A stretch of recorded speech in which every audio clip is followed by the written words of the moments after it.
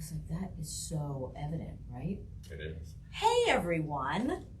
Welcome to another podcast of Lunch Break with ATI. My name is Cindy Collins. I am one of the co-founders of Actors Theater of Indiana, the professional resident theater company at the Center for the Performing Arts right here in good old Carmel, USA. And today I have with me Mr. Jerry Norman. Hello. I love your shirt, Jerry. Thank you. Thank you. You are so bright and cheery. Hey, it's a gloomy day. Oh, yes, it's a gloomy day. Wednesdays are gloomy, aren't they? I'm kidding. Of course they're not. My sneakers actually match your shirt. All right. Look at this. Goes on with We my can socks have it. and we're Oh set. my God, your socks! I didn't even notice those. Oh my God, you got it going, man.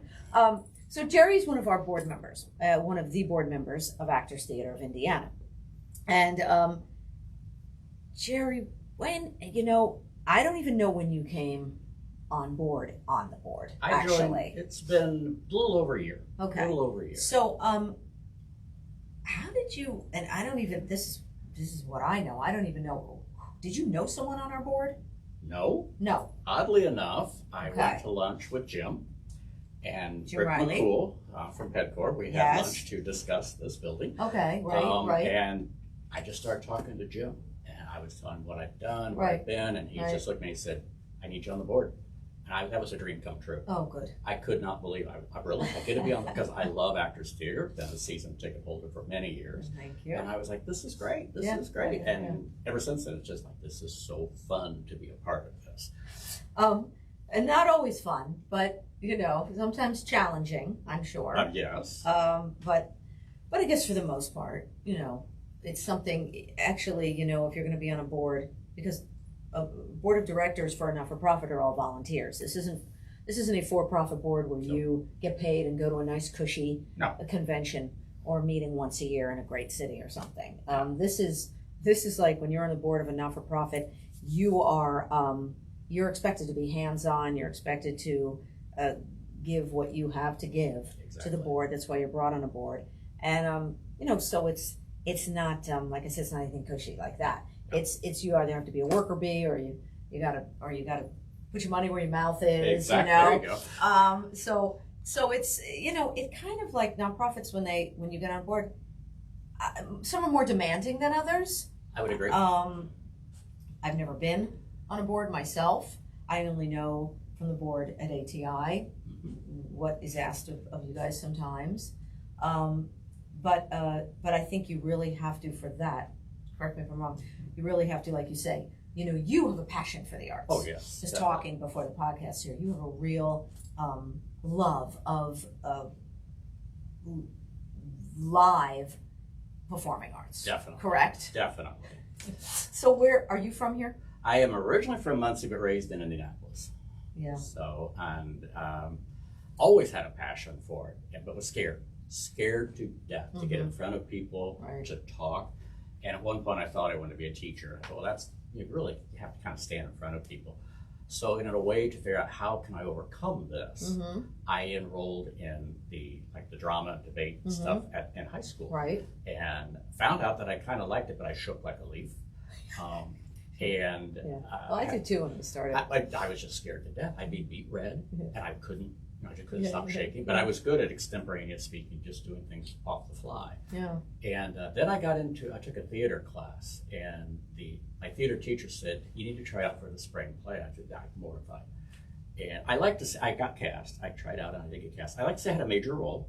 Wait, which one was that? What was that Well, one? the play was called Two Blind Mice. I played Major Grow, which was a walk-on. The famous, infamous Two Blind Mice. Two Blind Mice. I think it won a Pulitzer. I think it did. Yeah. But I was Major Grow, so I had a major role. Okay. And once I did that, and I heard those applause, Oh, I know. that's Very all sensitive. it It's like you takes. catch the bug, yeah. And my next year is my senior year, and I go walking into that, start of school, and our director was gone. There was some other lady standing there, and I went up and I asked, where was the former director? And she said, "He's gone now. I'm the new theater director." I was like, I'm in trouble. And so I auditioned for a show, and she thought I was the stuck-up senior kid that she better give the lead to. So she did, and the show was Harvey. And this is Ball State. This was at Southport High School. Oh, this is still in high school because you went to Ball State. I went to Ball State. Yeah, Yes. that's another story. But go ahead. But she cast me in Elwood P. Dowd and Harvey. And I'm Okay, like, that's crud. great Oh, play. Yeah, but when That's you got actually terrified, wonderful. Yeah. that show was, has been a friend of mine now for over 45 years. We still do all of our theater together. And she taught me an awful lot, and it was just so much fun. And again, it was one of those, when you went out for the curtain call, it was like, okay, this is, I just found my calling. I know. I And then you got to think of all the other stuff that goes with it. know. Yeah. So that's what it is. If you catch the bug, you're like, oh, I love that applause and that laughter or that adulation. And then it's everything else that goes with being an actor in the business, which is very difficult. But you can take that forward in life, and I have gone back and that's spoken. That's what I was going to say. You're not an actor. You're not in the theater as a professional, but theater helped you, and that's always the point that is just. I mean, I think all performers try to make this point. You don't have to be in the business, but the performing arts, any arts, the visual arts, the performing arts, helps young people, helps kids move forward, I think, in their life, no matter what they do, where they go, what their actual profession is. It helps. It helps tremendously. I've gone on to be a marketing director, training director, and I'm known in the industry as we need someone in a costume, we need to do something crazy, I'll do it. But I've gone back to the high school and talked to the students about what the techniques you learn in theater, that if you are in front of a group, you can use a lot of that. That's right. And as a trainer, and I trained for 40 plus years, I've spoken at national conventions and things like that. I kind of created a character called Trainer Jer. Well, and when I'm ready to go on, it's like, I assume that role. You kind of have to. You kind of have to for that too, because you are sending out a certain persona. Yes. Right? And I don't think that's out of the ordinary. I think probably everyone who's a public speaker probably does that. I think we do. It's very difficult to not do a little bit of that because it's very hard. People don't realize it's very hard to be yourself in front. You are yourself. You're honest, right? But it is difficult. I know for an actor when you have to just be you. You're not playing a character. That's more difficult. There's nothing to hide behind. Yes. There's no character to hide behind. There's anything that is like a wig or you can get your costume. Well, maybe in some cases I've been in all kinds of weird costumes. No, I know. And you just have to be yourself. Be yourself. But you're so, I can see that you can tell that you did that. You did theater, and you continued a little bit at Ball State. I know. Well, I did, and then, oddly enough, my high school teacher, Linda Owen, she and I, we looked at back in the '80s, living on the South Side. She said, "There's no South Side theater in Indianapolis." So for 5 seasons, we ran South Side Summer Theater, and that was a blast. We didn't have big when you're doing a 1,200 seat auditorium and you got an audience of 50. Right. It looks like there's 5 people sitting out there. Yeah, that does. But that gave me a chance to keep going with that. Right. And I remember to this day where I learned, because I always was what you were talking about. When I was on stage, I was me on stage. I was afraid people would laugh at me. Right. I didn't realize I was a character. Right. And I did Barefoot in the Park, and I had the role of Paul, my favorite show ever. That's a great play too. At one point I was talking, and she was talking about, Paul doing some business off to the side. And I said, Paul wouldn't do that. And she screamed at the top of her lungs after this rehearsal. She said, "My God, you finally got it." She said, "You spoke about your character in the third person." And I was able to finally turn loose and say, that's not Jerry up there on the stage. I get the fun part of being able to assume another character. That's right. And do something fun. Yeah. And I think that then brought it back into my professional life. That is, yes. I was able to it all intertwines. It all, no matter what, something helps you in life. Yes, very much. Something. And that's why, it's always upsetting when they're like, well, we're cutting the arts. That's not a necessity. We need to save money, so we're going to cut all the arts. Well, it is a necessity. It's not just a, necessity is like, obviously, necessities are math. Exactly. That's a necessity. Because I use my algebra every day. English is a necessity. Well, we do speak English. Yeah, we do. But everything else, history, all those are necessities, yet the arts are not. It's funny how they think sports is a necessity over the arts. I'm athletic. I'm not saying anything bad about sports, but they sure do get more money. They get more money, and you're avoiding an entire body of students or the population in general if you're not promoting that. And not everybody can be on stage. And when Linda and I decided to shut down Southside Summer Theater, we did Broadway Bound. And that was a travel group, if you will. And for 19 years, we took students to New York City on theater tours. Oh, that's genuine wonderful. theater tours. Not Big Apple people. I took one more, I took them around the city. Yeah. But it was taking them to show them you can be on the stage. Right. You can be backstage. That's right. A stage crafter. You can be a stage manager. That's you can right. be makeup and wigs. So we went to all these different places in New York, makeup places, and let them see what that was like. That's wonderful. Publishing. If you want to write a play, what's it take to get it published? Right. And Linda's very proud of the fact that at least 6 of her students have gone on to be on Broadway. That's wonderful. And one of them, he went so far as to be the wig designer and personal hairdresser of Carol Channing. So and that's a big job. that's a big job. That was a big job. That's a biggie. But it was fun to watch the students, see that there's another aspect that I can use my skill set to do. Oh, this. there's a million different avenues you could take in the entertainment world. Definitely. I mean, from administrative, to being an actor. Right. I mean, it's such a wide berth, really. And the actors can't do it without all those people. Well, nobody can do it without anybody. Exactly. Nobody can do it without the other. Exactly. Not one person can do it without the other. It's why theater's such a and film and TV. It's a collaboration. Oh yeah. Very All much forms so. of the business of the entertainment world, the dance, dance, opera, symphony, jazz, modern, every kind. You know what I mean? Right. Just theater, musical theater. I mean, the list goes on. That it is collaboration. It is. And that's what makes it so wonderful. And like you said, here it is with some kids. They need this, they need that. My point is, don't cut anything. No. Don't cut the sports. Don't cut. Keep you have to try to keep everything, because some kids are never going to be on that football team or that softball team or that, and some kids are never even going to ever even take a debate class, even speaking. They don't want to. You must have everything for young people. Mm-hmm. And I think it helps, or at least it helped me to overcome fear. The fear of being in front of people. Right. And it taught me how to present myself. Yeah. And I've taken that a long way. Well, definitely has worked. I mean, you're such a your just conversation and having conversation with you, and you're very easy, Well, no, you're not easy that way. I don't want to spread that around. Oh, go ahead. But that's a different show. Yeah. But yeah, you're easy to talk to. You're very good at conversation, and that helps. That easiness, that energy, also the energy. It's your energy is what it is, really, too. And I think that probably the theater helped you with that too. I know it did, and it was just that. I think I heard you say it on a podcast a few weeks ago about the butterflies. You have to have the butterflies. Oh, yeah. I was told teach them to fly in formation. That's cool. But you mentioned that when you that's good. You make it happen, but put them to fly. Oh my have them gosh, fly in that's really formation. good. But you mentioned there's a difference between being scared before you go on stage and being nervous. Totally different. It is. And if you're scared, that's one thing. But nervous, if you're not nervous before you get in front of people, before we sat down here today or whatever, you're going to fall on your face every time. Oh, of course. If you don't have some kind of nervous energy or some kind of nervous, you're basically, you're dead. Exactly. I mean, it's like, why bother? You're overconfident. Why bother doing it? Doesn't mean you're not comfortable. It doesn't mean you don't know what you're doing.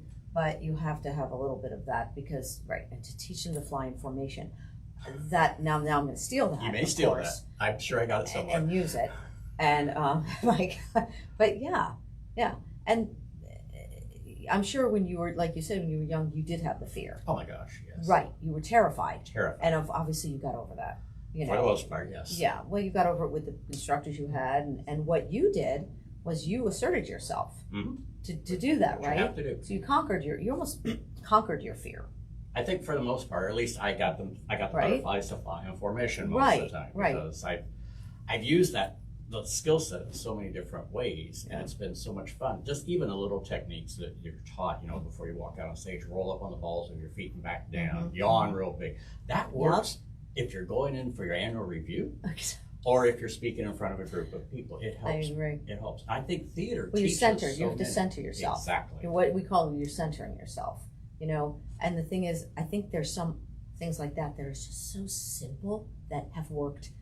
They'll work for. There's certain things that you do for yourself, right? Like you have your own thing. You do. Right. I have my own thing. Y'all do everybody does their own thing. But there are certain things that I think are sold that always work. Always work. Breathing's a big one. That's an oldie but a goodie. The other thing I like about theater is, you get to do all these different characters. You do things that you might not do as a person. Yes. But later, you'll be in an argument, and you realize, I'm quoting. I've done it barefoot in the park, and later was in a relationship, and they saw the show, and like, that wasn't you the other night. No, it wasn't. Yes, barefoot in the park. But you learn just different ways to approach things, different ways to do things, and I love going back to the high school and talking to the students. Yeah, I think that's talking nice. Ball State, I was going up there and just talking about the different ways you can use your skill set. Yeah. And carry it with you. And maybe someday, I'm even still hoping that, you might end up back on the stage someday. You never know. You know what? Listen, I think the opportunities for people who who are not professional, who are not in the profession, and there's the community theater, or there's the sometimes summer stock will hire non-professionals to do little. I think that's important too. I think there's a place for all of that. Right, and it doesn't have to be New York. I mean, we've got Broadway in our backyard here with ATI. Well, you don't. Let me just tell you, being an actor, New York is our hub. Yes. That's about 1% of theater happens in New York in this country. It's all the regional theaters. I mean, that's where we all work. Everybody works at mostly percentage. You're working regionally. Yes. That's where you're working. If you get to do a show in the city, which I loved when I could stay home and do a show, that's great. But that's not the norm. Right. You're touring, you're on a national tour, you're on tours, or you're working at a regional theater. And that's the employment. That's bringing New York to the local level. That's right. Because a trip to New York is not cheap anymore. Never was, but it's not cheap anymore. A Broadway show, a blockbuster show, is going to cost upwards of $250. The ticket pricing is absolutely outrageous, in my opinion. And the thing is, as an actor, I just was home like about 2 weeks ago, right? And I didn't have time. I just was in Jersey. I didn't have time to go into the city and see anything. But what I go see is I'll go see the plays. Mm-hmm. That's what I like. Because a lot of times, and especially I think recently, they are better. Oh, yes. They're better. Yes. I think there's the splashy stuff for the tourists. No offense, go and support any, all live theater. But for me as an actor, I go and I'll see the plays. Go off Broadway, go things like that. Well, a lot of times the off-Broadway stuff is better. Because it's real theater. It's the theater. You're going to see theater. You're not going to see a spectacle. And that's just me. I agree, and I like the quality of things like Actors Theater, the local regional theaters, because, like I said, not everyone can go to New York, but they still get to see that show and experience that, and maybe it sparks something in them. I agree. I think that's why regional theaters that's, like I said, that's most of the employment in this country for actors. And, it's like summer stock tours regional. Mm-hmm. And that's the, if you get a production contract, which is what Broadway is, that's a production contract. That's like I said, that's about 1% of our union. That's about 1% of the actors in our union getting that. You would think it was more, but it's not. No. And so, it's just the way it is. That's why it's wonderful but it's too bad because certain theaters in the country are closing. The pandemic. The pandemic really, boy, I'll tell you, we really took a hit with that. And there are theaters that are closing, and I was like, they're closing? I can't believe it. I've read some of those articles that, like I said, the big name theaters that you've always known, they've always been there, and they're cutting way back, they're cutting productions or whatever. And it's just kind of scary. It's terrifying. The theater's been around from the dark ages. We won't go away. We just have to figure out a way to reinvent ourselves maybe a little bit. Yeah, I think people are trying to do that, and I think this, sometimes it's like you're running out of ideas that, it's like, what's, you know, how it's a constant, seems to be, you know, for theaters in this country, it's a constant battle. How you find new audiences, maintain the ones you have. Yeah. I mean, you think about it. If you go to a blockbuster movie right now, Right. by the time you buy the movie, the popcorn, that's a necessity. You have to have that. The Cokes I to go agree with with you. it. You have to have And the then, popcorn. Yeah, without that, you can't go to a movie. You do all of that, you've more than spent possibly the same price to get live entertainment. That's correct. I agree with you. And you and I were talking before the broadcast started. I love television, especially situation comedies. Of course. I've been ingrained in those all my life. But I know, too, that scene didn't go in one take. Mm-hmm. And a lot of times I look and think, wonder how many times they had to, especially things like Golden Girls or whatever. Oh, how many times did they have to do that before they could get through it without laughing? Of course. But in live theater, you don't get to stop and say, excuse me, I want to go back and come in again. You have to figure out how to keep on. That teaches you to think on your feet. Well, it does, and that's, in my opinion, that's why when we were talking about all those stage actors and all those people that came up through vaudeville and stage actors, and then were on those sitcoms in the 60s and 70s when it exploded, and they all did, like Agnes Moorehead we were talking about, which you have to tell me real quick how Agnes Moorehead was Samantha's mother on Bewitched. She was a wonderful stage actor, and her film work is fantastic too. Gosh. And she was, and then that was the last thing she did was playing that on a sitcom. And a lot of them took those jobs because they were good jobs. They were good jobs. And they were good money and good jobs, and they were getting older in their careers. And a lot of those people took those jobs, and that's why me growing up, I saw all those great actors on those shows. They were my favorite characters. So how are you related to Agnes Moorehead? Quick. I'm not real sure the exact connection. I know it's on my grandmother on my mother's side. Somewhere What was back your in there. great aunt or their cousins? I think it was a cousin or like, something like that. there's always those second or third cousins intertwined in there, right? Yes. If I don't know where the limbs are in the family tree, I know there are some. But it's somewhere off to that side over there. And I found that out totally by happenstance, I guess you could say. And it made me laugh because, yes, she was from the Dayton, Ohio area. That's where my grandmother was from, just outside that, Winchester, Indiana. Yeah. And it was like, I'll be darned. How about that? And someone, so that explains a lot of your character, Jerry. Yes. You're going to go disappear. I will. You're going to poof. Or next time you're on a plane, Durwood. look out the window of the plane. I'll wave at you. Call him Durwood. She used to call Durwood. Durwood. Dinsmore. She never called him right. Nope. Which was part of the fun. Oh, it was fantastic. I would have loved to have seen those shows. And they've done that in the past few years. Like Will and Grace did a couple of those where they did live. They do live. I think and that's if you hysterical. watch that again, here's another, watch that, and you'll see who the stage actors are. Yes. Megan Mullally is a stage actress, musical theater. She never missed a beat. Exactly. And who plays Jack? Sean Hayes, another stage actor. Megan. Okay? You just watch that again and you'll see who can do live. Who do live exceptionally. That takes some work. And I watched the director's cut of Mamma Mia with Meryl Streep. Yeah. And of course that has some big names in it. And Christine Baranski, one of my favorites. Yeah. And when you're doing the director's cut, he's talking about you can see the stage actor. He said their gestures are larger. Well. And he said, watch the scene, and I think it's when the character that Christine Baranski plays gets out of the boat. She's walking on the pier, and she gets her heel caught between the boards. He said, obviously that wasn't in the script. Right. But she was a stage actress, and she knew how to keep on going. He said, I didn't have to retake it. Yeah, And he said, there were a couple scenes I said, guys, we can't rehearse this. Can we do it on one take? And they're like, sure. So there's a difference there, because you don't have the ability to back up and say, I don't like that. I mean, maybe the next night you can deliver the line. Yeah, well, that's when you're in previews or still in rehearsals, exactly. You're getting your notes. You know what I mean? But anyway, all right. I'm going to wrap it up. Yes. That's a wrap. That's a wrap. With Mr. Jerry Norman, thank you for being on the board. Thank you. For Actors Theater of Indiana, and giving your time and your talent and your energy for a not-for-profit. It's very important. Thank you. Yes, it is. You're an awesome guy. Oh, thank we you. Really, at board meetings, we've spoken a little bit when I used to go to board meetings, you know, and but not a lot. This is the most I've ever spoken to you. No, I watched you on the stage and sat in the audience and just laughed at you. Now I get to sit next to you. That's how I like it. So, but thank you so much. Oh, thank you. Thank you for watching today. Lunch Break with ATI. I'm Cindy Collins, one of the co-founders of Actors Theater of Indiana, and we'll see you next time.